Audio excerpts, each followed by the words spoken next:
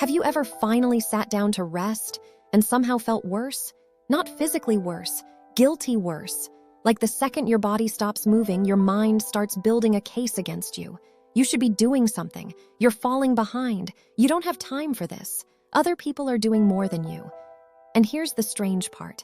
The guilt can show up right when you're finally doing the thing your body has been asking for. But that guilt may not mean you're lazy. It may not mean you're irresponsible. It may not even mean you're bad at resting. Sometimes guilt shows up because rest is touching a belief that has been running quietly in the background for years. The belief that you have to earn permission to stop. So before you assume you're bad at resting, it may help to ask what that guilt is afraid would happen if you stopped. Maybe it's afraid you'll fall behind. Maybe it's afraid you'll disappoint someone. Maybe it's afraid that if you are not useful, needed, or in control, something will go wrong. For many people, rest is not actually restful at first. It feels exposed. It feels unproductive. It can feel like something is going to go wrong if you are not actively managing, fixing, responding, planning, cleaning, or preparing for the next thing. Your body may be still, but your mind is still working. That is one of the biggest reasons rest guilt is so exhausting. You're technically taking a break, but internally, you're defending the break. You're justifying it. You're checking whether you deserve it and trying to relax while another part of you is asking, are we allowed to do this? Rest guilt often sounds like responsibility.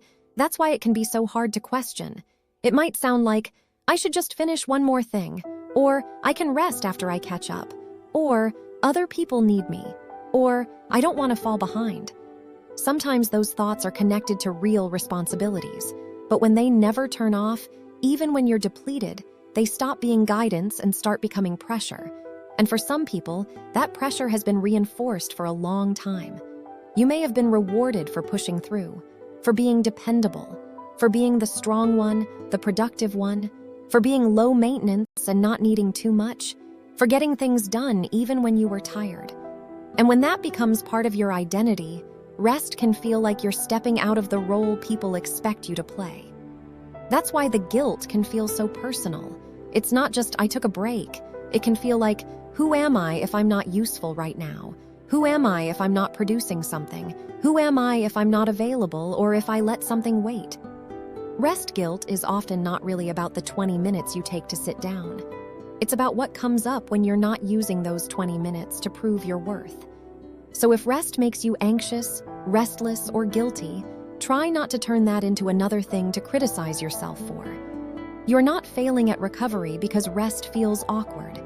You may simply be practicing something that doesn't feel familiar yet. A lot of us think rest should feel good right away. Like if we finally stop, our whole system should immediately soften. But sometimes the first thing that shows up is all the noise we were outrunning. The unfinished tasks, the mental tabs, the pressure, the worry, the belief that we are behind. And when that happens, it can be tempting to say, see, rest doesn't work for me. But maybe rest is working in a different way than you expected. Maybe it's showing you what has been underneath the constant motion. There's also a difference between rest and collapse. Many people only allow themselves to stop when they have absolutely nothing left. They rest when they're sick, burned out, or when their body finally forces the issue. But when rest only happens after depletion, it starts to feel like failure instead of care. It becomes the thing you do when you can no longer keep up, not the thing that helps you stay well enough to keep living. That's why one of the most important shifts is this. Rest is not the reward you get after you have emptied yourself completely. Rest is part of how you remain human while carrying responsibilities. It isn't a prize, and it is not a weakness. It's not proof that you're falling behind. It's maintenance. It's repair. It's how your mind and body come back from effort.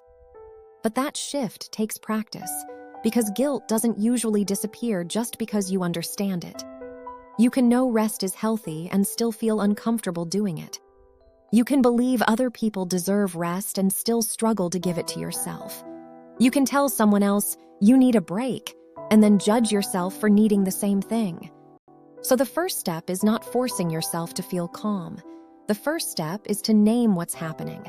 The next time you try to rest and guilt shows up, you might simply say, "This is rest guilt," not "This is proof I should get up," not "This means I'm lazy," just "This is rest guilt."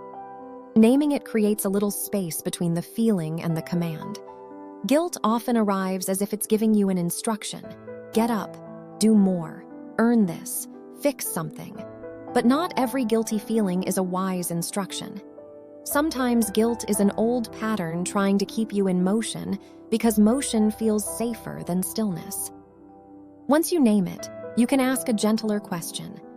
Is something truly urgent right now? Or am I uncomfortable because I stopped? That question matters. Sometimes there really is something that needs attention, but many times the discomfort is not urgency. It's habit. It's your mind scanning for a reason you're not allowed to pause.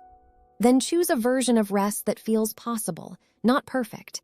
This matters because if rest already feels uncomfortable, trying to force a full day of relaxation may feel impossible. Start smaller. 5 quiet minutes. A slow walk without turning it into a workout. Sitting with a cup of tea without checking your phone. Listening to one song without multitasking. Rest doesn't have to look impressive to count. And while you rest, let it be imperfect. You may still feel guilty. You may still think about your to-do list. You may still feel the pull to get up and prove you're being productive. That doesn't mean the rest is ruined. The practice is not to make every thought disappear. The practice is to stop obeying every thought that says your worth depends on constant output. You can also give yourself a phrase to come back to.